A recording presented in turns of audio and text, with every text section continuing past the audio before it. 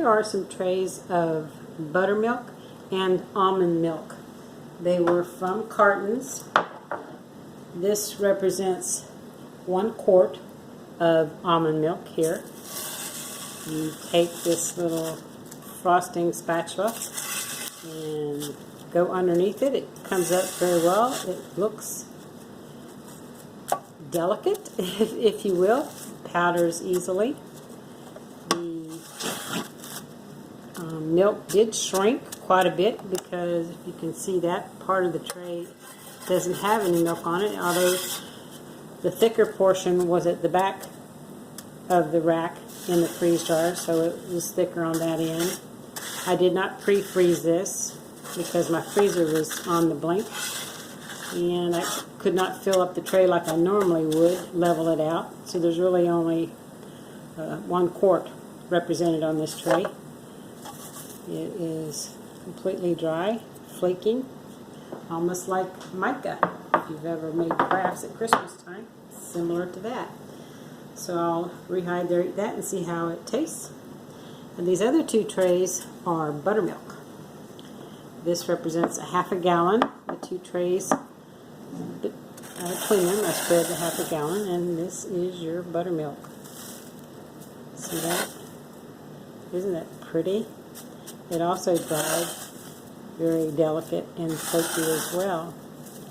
I'm going to put some of this in some mason jars or vacuum seal them closed.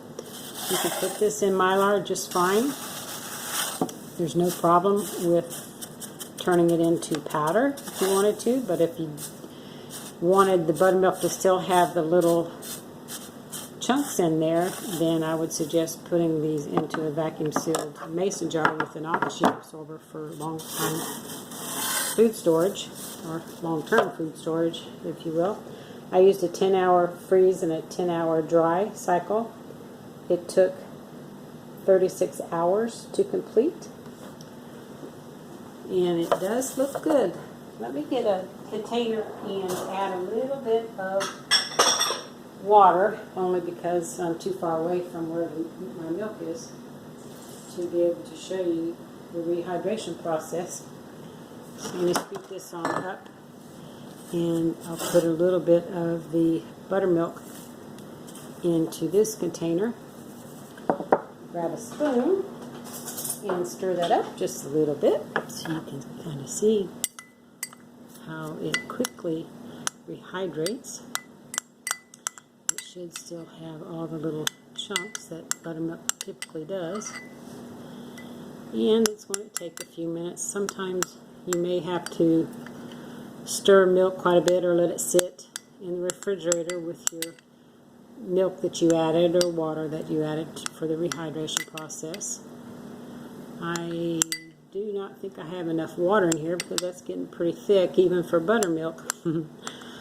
Although it wouldn't matter if you're going to use the buttermilk for baking, which is what I intend to do. It does make biscuits extremely flaky and nice. Extremely good. I'm sure the almond milk will do the same. Grab just a little bit of water for that one. Not much, really, for the purposes of you to see. And there's your almond powder. It's freeze dried. Add that into the water. And that rehydrates quicker. At least visually it looks much different than the buttermilk did. Let me taste that real quick. Excellent. Sweet. Very good. Very good. Alright. That's enough of that for today. I do run a Harvest Strike Freeze Dryers group called Betty's Harvest Strike Freeze Dryers group. Simple as that. I'll leave the link in the description box. Come join us if you'd like to learn more about freeze drying at home. We would love to have you. Thank you so much for watching.